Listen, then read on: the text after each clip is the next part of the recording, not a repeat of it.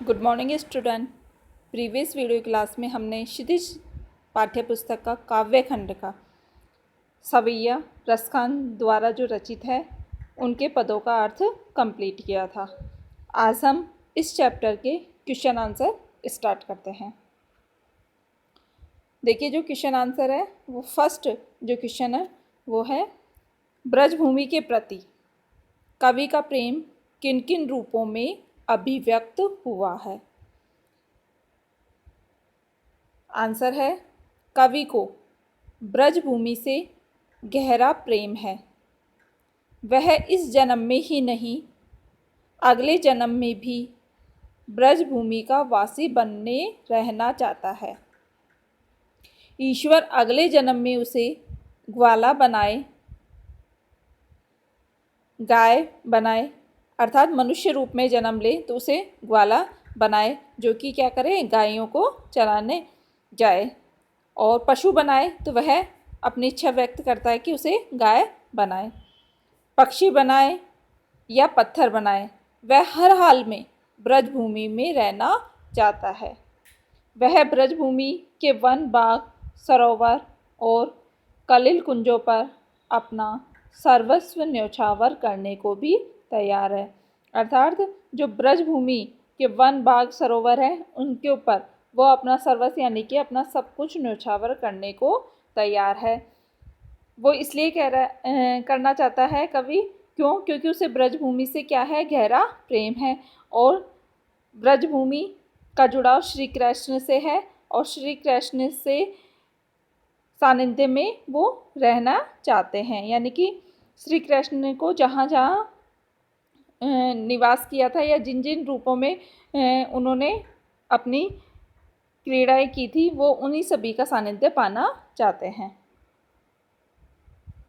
Next देखिए question number 2। कवि का ब्रज के वन, बाग और तालाब को निहारने के पीछे क्या कारण है। आंसर है, कवि का ब्रज के वन, बाग और तालाब निहारने का कारण यह है कि वह इन सब से श्री कृष्ण का जुड़ाव महसूस करता है। कवि श्री कृष्ण का अनन्य भक्त है। अपने आराध्य से जुड़ी वस्तुएं उसे शांति और आनंद की अनुभूति कराती है। इसके कारण वो हमेशा वन और बाग, तालाब को निहारने चाहता है। नेक्स्ट है क्वेश्चन नंबर 3। एक लकुटी और कामरिया पर कवि सब कुछ न्यौछावर करने को क्यों तैयार है। आंसर है, कवि के लिए सबसे महत्वपूर्ण कृष्ण है, इसलिए कृष्ण की एक एक चीज़ उसके लिए महत्वपूर्ण है। यही कारण है कि वह कृष्ण की लाठी और कंबल के लिए अपना सर्वस्व न्यौछावर करने को तैयार है। आगे देखिए क्वेश्चन नंबर 4। सखी ने गोपी से कृष्ण का कैसा रूप धारण करने का आग्रह किया था। अपने शब्दों में वर्णन कीजिए। आंसर है, सखी ने गोपी से कृष्ण का ठीक वैसा ही रूप धारण करने का आग्रह किया था जैसा कृष्ण दिखते थे। अर्थात जिस प्रकार से कृष्ण दिखते थे या उनका पहनावा था, उनकी उसी तरीके का रूप सखी गोपी से धारण करने के लिए कहती है। इसके लिए उनके शरीर पर मोर पंखों का बना मुकुट, गले में गुंज की माला, शरीर पर पीला वस्त्र पहनने और हाथ में लाठी लेने का आग्रह किया था। जिस प्रकार से श्री कृष्ण जो है सिर पर मोर मुकुट लगाते थे, गले में गुंजों की माला पहनते थे और पीले वस्त्र पहनकर हाथ में लाठी लिए हुए घूमते थे, उसी प्रकार से सखी ने गोपी से वैसा ही रूप धारण करने के लिए आग्रह किया था। नेक्स्ट देखिए क्वेश्चन नंबर 5। आपके विचार में कवि पशु, पक्षी और पहाड़ के रूप में भी कृष्ण का सानिध्य क्यों प्राप्त करना चाहता है? आंसर लिखेंगे, कवि पशु, पक्षी और पहाड़ के रूप में भी कृष्ण का सानिध्य इसलिए प्राप्त करना चाहता है क्योंकि इन सब के साथ श्री कृष्ण का जुड़ाव किसी न किसी रूप में रहा था। यहाँ होते हैं 1 to 5 क्वेश्चन आंसर कंप्लीट। आइए देखिए नेक्स्ट क्वेश्चन नंबर 6। चौथे सवैये के अनुसार गोपियाँ अपने आप को क्यों विवश पाती है?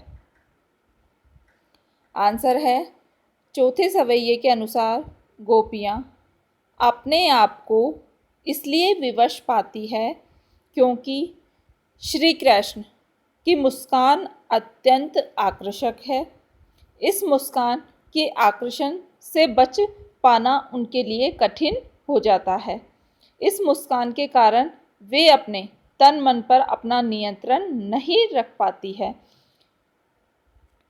इसलिए चौथे सवैये में गोपियाँ ने अपनी विवशता बताई है कि वह जो है अपने कानों में अंगुली दे लेंगी कि उसकी बांसुरी की मधुर तान नहीं सुनेगी, ना ही गोधन के गीतों की आवाज़ सुनेगी। लेकिन वो अगर श्री कृष्ण की मुस्कान को देख लेंगी तो फिर वह अपने वश में नहीं रहेंगी। क्यों? क्योंकि उनकी जो मुस्कान है श्री कृष्ण की वह अत्यंत आकर्षक है और इस मुस्कान के आकर्षण से बच पाना उनके लिए कठिन हो जाता है। नेक्स्ट देखिए क्वेश्चन नंबर 7। भाव स्पष्ट कीजिए। इसमें 2 है कै और ख। फर्स्ट देखिए पहले, कोटिक एक कलघोत के धाम करिल के कुंजन ऊपर वारो। और सेकंड है ख, मायरी व मुस्कान मुस्कानी सम्हारी न जेहे न जेहे न जेहे। तो फर्स्ट वाले का देखिए पहले भाव स्पष्ट। कोटिक के कलघोत के धाम करिल के कुंजन ऊपर वारो। रसखान ब्रजभूमि से इतना प्रेम करते हैं कि वे वहाँ के कांटेदार करील के कुंजों के लिए करोड़ों महलों के सुखों को भी न्योछावर करने को तैयार है। आश्चर्य यह है कि वे महलों की सुख सुविधा त्याग कर भी उस ब्रजभूमि पर रहना पसंद करते हैं। रसखान ब्रजभूमि से अत्यधिक प्रेम करते हैं कवि, और कांटेदार करिल कुंजों के लिए वो अपने पूरे सुख सुविधाओं को उनके ऊपर न्योछावर करने को तैयार है। क्यों? क्योंकि वे जो है श्री कृष्ण के अनन्य भक्त है। नेक्स्ट है सेकंड ख वाला, मायरी व मुखी की मुस्कानी समारी न जेहे न जेहे न जेहे। इसका भाव स्पष्ट करना है तो आंसर देखिए, एक गोपी कृष्ण की मधुर मोहनी मुस्कान पर इतनी मुग्ध है कि उससे कृष्ण की मोहकता झेली नहीं जाती है। वह पूरी तरह उस पर समर्पित हो गई है कि श्री कृष्ण की मोहक मुस्कान इतनी आकर्षक है कि उसे देखकर जो है गोपी का मन वश में नहीं रहता है और वह उसे पूरी तरीके से समर्पित हो जाती है। आगे देखिए क्वेश्चन नंबर 8। कालिंदी कुल कदम की डारन में कौन सा अलंकार है? आंसर है, कालिंदी कुल कदम की डारन में कै वर्ण की आवृत्ति के कारण अनुप्रास अलंकार है।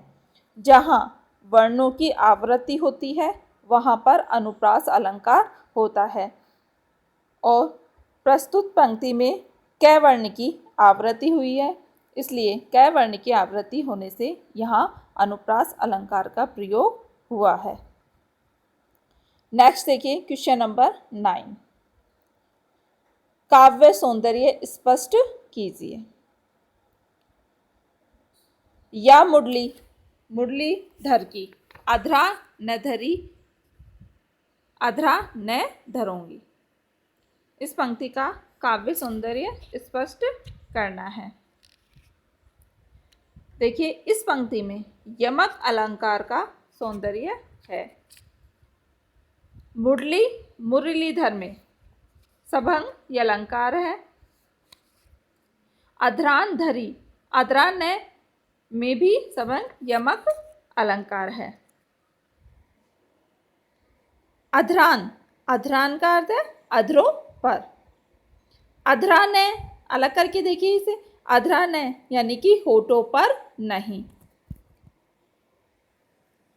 शब्द एक है और अर्थ भिन्न भिन्न है, तो कौन सा अलंकार हुआ? यमक अलंकार।